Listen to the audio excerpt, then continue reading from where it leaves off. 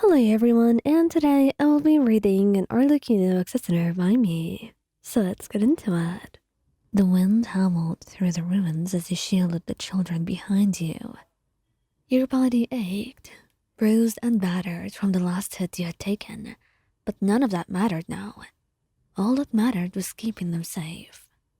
"Stay behind me," you called out to the orphans huddled close. Their wide eyes stared up at you, and it broke your heart to see them like this, so scared and so vulnerable. It was their first serious mission, but still, it was supposed to be relatively simple. And you were just there to oversee how it was going to go. But then it went horribly wrong, turning into an ambush, and you had not expected this many enemies. But it did not matter. You died before you let anyone hurt them. And a burst of energy suddenly rippled through the air, and you gritted your teeth as you felt your muscles trying to hold your position. It was only a matter of time before you fell. And just then, the temperature seemed to drop around you. An unsettling cold presence filled the air, and a voice, sharp as a blade, cut through the chaos. "Step aside." You glanced up, your breath catching in your throat as Arlecchino appeared. Her coat billowed in the wind, and her expression was one of cold fury. Her eyes, however, were locked on you with a dangerous intensity. "Arlecchino," you started, your legs giving way. You dropped to a knee, still keeping the children behind you. Before you could say any more, she was in front of you in an instant, her movements swift and lethal. With a single elegant motion, she cut down the remaining enemies with ease. Her vision flaring with an icy blue light, the air around her seemed to freeze as the fight came to an abrupt halt, the attackers falling to the ground, never to rise again. Arlecchino turned to you, her gaze softening only slightly. "What were you thinking?" she hissed, her voice laced with both anger and concern. She knelt down in front of you, her gloved hands hovering over your wounds, hesitant to touch you, in fear of causing more pain. "I couldn't let them get hurt. They needed me. They needed my protection." Her lips pressed into a thin line, frustration flickering across her face. "And what about you?" she snapped. "Do you honestly believe I would stand by while you throw yourself into danger like this?" You winced as she gently helped you sit back, but you couldn't help the soft smile that tugged at your lips. "It's all right. I'm okay. I've dealt with a lot worse." "That's not the point. You're reckless. You put yourself at risk, and for what? For them? They're supposed to know how to fight as well. They're not just supposed to cower behind you like little children. I've taught them better than that. I do not want them to grow up weak." The children whimpered slightly behind you, and Arlecchino's gaze softened as she glanced over at them.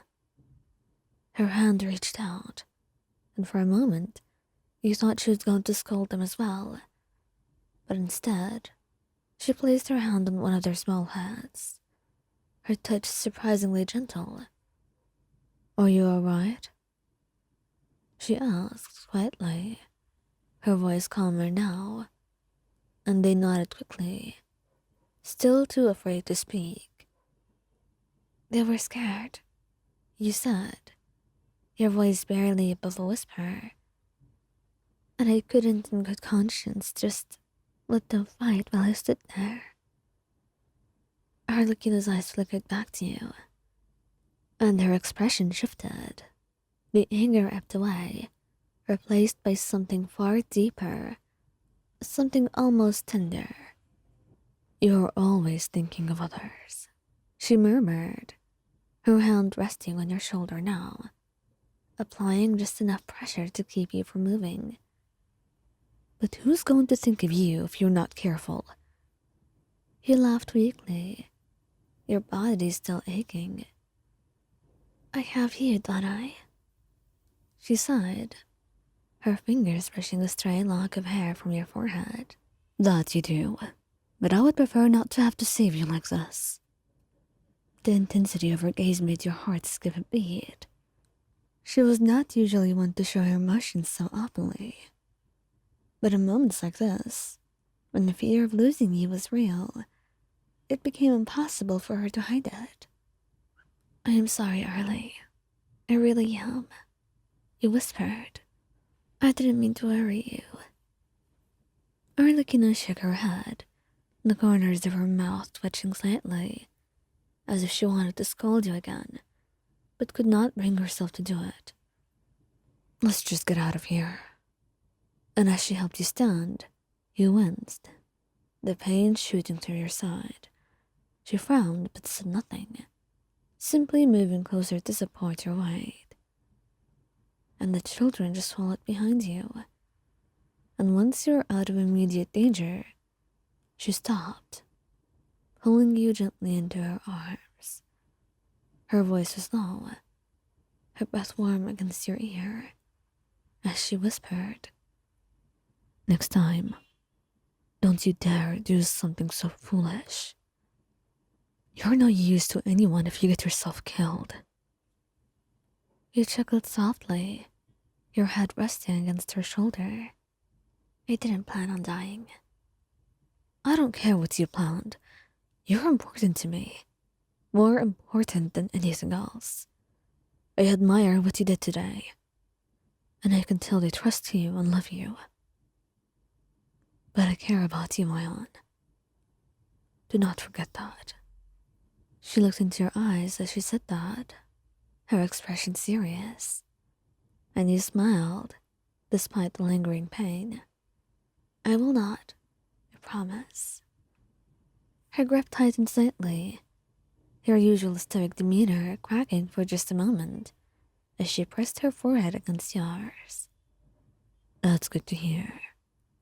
And in that quiet moment, with the children finally safe and Arlecchino by her side, you allowed yourself to relax, knowing that whatever happened next, she would always be there to catch you.